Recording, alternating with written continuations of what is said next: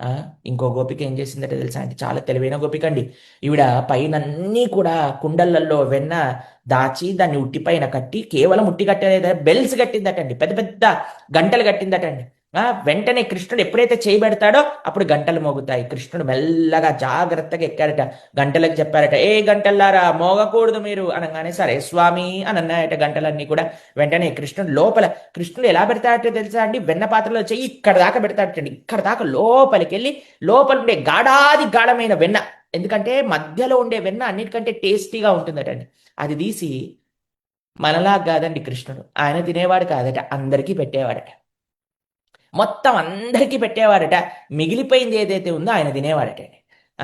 కోతులకు పెట్టాడట, బలరాముడికి పెట్టాడట, స్నేహితులకు పెట్టాడట, అందరికీ పెట్టేంత వరకు ఈ యొక్క బెల్స్ మాత్రం రింగ్ అవ్వకుండా అలానే ఉన్నాయటండి. లాస్ట్కి కృష్ణుడు అనుకున్నాడట, నేను తిన్నాము అని. ఇలా నోట్లో ఎప్పుడైతే వెన్న పెట్టాడో వెంటనే గల్ గల్ గల్ గల్ గల్ గల్ గల్ గల్ గల్ గల్ గల్ గల్ అన్ని అక్కడ ఉండే గంటలన్నీ మోగడం ప్రారంభం చేసేటండి. గోపిక వచ్చేసింది, పట్టేసుకుంది. ఒరేయ్, ఇప్పుడే చెప్పాను కదరా మోగకూడదని, ఇప్పటిదాకా బాగున్నారు, ఇప్పుడేమైందిరా అంటే, ఏం లేదు స్వామి, అలవాట్లో పొరపాటు అయిపోయింది, నువ్వు నైవేద్యం తింటుంటే మాకు మోగటం అలవాటు కదా, అందుకే మోగేశావు అన్నాడట అక్కడ ఉండే గంటలన్నీ కూడా.